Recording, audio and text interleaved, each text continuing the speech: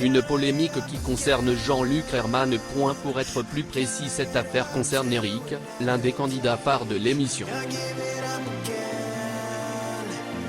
Il a battu tous les records dans les 12 coups de midi chez Herrmann et fait oublier Christian Quesada, le champion précédent devenu assez encombrant.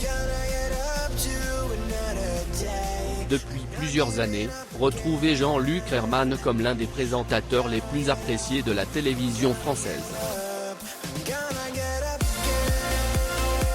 Sa bonne humeur ainsi que son sens de dérision lui valent de nombreux fans.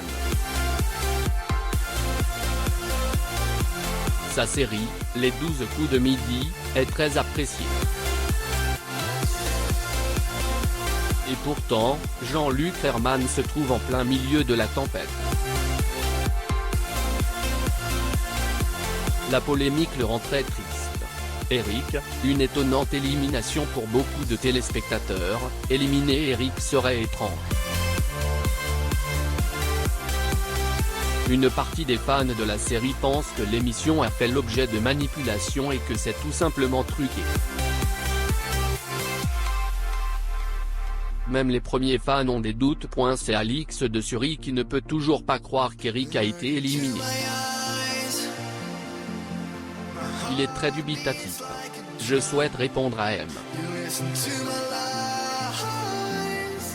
Alix de Sully, qui juge suspecte l'élimination d'Eric de l'émission 12 coups de midi, affirme Téléstar. La serpillière est en fait le nom d'un insecte. Il n'y a, d'ailleurs, aucune erreur. Tout ce qu'il y a à faire, il suffit de se rendre sur internet pour vérifier, affirme un certain Stéphane. Par chance, M. Alix nous a précisé être un apprenti jardinier. Toutefois, Eric, vainqueur des 12 coups de midi, avec presque 200 entrées, a été vivement critiqué pour sa timidité et sa taciture. Il était même considéré par certains téléspectateurs comme trop froid. Ces critiques, Eric y a réagi et a du mal à les digérer. Je suis vraiment fatigué que les gens critiquent Eric. Est-ce par jalousie? Il est plus excitant de suivre un participant cultivé comme lui, que d'autres qui ne savent presque rien et qui se démarquent. Une émission très populaire, les 12 coups de midi tous les midis, le show de Jean-Luc Herrmann connaît un grand succès. Les audiences sont toujours excellentes. Le programme est diffusé depuis plus de 10 ans sur TF1. Grâce à son compte Instagram, très populaire, Jean-Luc Herrmann a régulièrement la possibilité de profiter des bonnes cotes attribuées. Dernièrement, TF1 a permis à Jean-Luc Herrmann de fêter le 10e anniversaire de l'émission en prime time, début juillet. Les anciens champions étaient tout présents, tout comme Eric.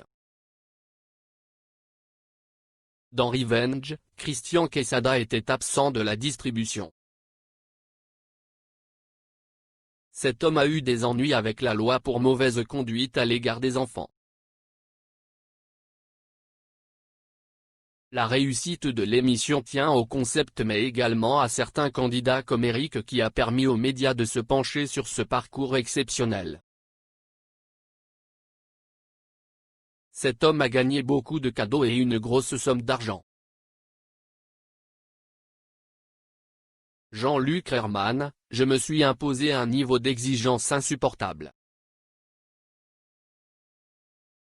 Le présentateur de TF1, accueilli mardi par Anne Roumanoff sur Europe 1, a confirmé qu'il est très exigeant avec lui-même concernant sa carrière et le choix de ses projets. Je veux faire les choses avec plaisir, explique-t-il. Interview. C'est l'une des valeurs fondamentales de la PAF depuis des années. Avec des programmes tels par exemple qu'Attention à la marche, ou encore les 12 coups de midi, Jean-Luc Herrmann devient au fil des ans l'un des animateurs de télévision les plus populaires. Je suis incroyablement exigeant avec moi-même, nous confie-t-il. Attention à la marche a fait le tour du monde. Je veux faire les choses avec plaisir, précise-t-il. Invité mardi de Ça fait du bien, cette émission que l'on reconnaît aussi pour son rôle dans la série à succès de TF1 Léo Mattei, Brigade des mineurs, il est revenu sur l'un des aspects principaux de. Au cours des années, Jean-Luc Reichmann a finalement compris qu'il fallait dire non au projet dans un souci de qualité. Peut-être est-ce pour cela qu'il n'a jamais produit pour les autres. Par contre, il affirme avoir produit pour moi-même et avoir réalisé de magnifiques créations. Et pour revenir à ses principaux spectacles. Je me suis rendu compte que quand on a fait attention sur la marche, on a pu créer du français, puis ça s'est répandu dans le monde entier, ce qui m'avra. Quand nous avons créé Victor Sauvage, une série diffusée en 2010 sur TF1, on se disait on est en France, nous ne sommes pas plus bêtes qu'ailleurs. Le jour où on n'est pas exigeant, nous nous faisons baiser. Quand on a recréé les 12 coups de midi, je me disais, youpi, on peut y arriver, nous avons francisé un grand concept. Maintenant, Léo Mattei est dans le monde entier, continue Jean-Luc Reichmann. De plus, selon lui, la renommée de la série hors de nos frontières serait telle que l'animateur a été arrêté dans les profondeurs de l'Espagne par un supporter italien. La création me plaît, termine Jean-Luc Reichmann, pour qui, dès que l'on ne demande pas, on se fait généralement avoir.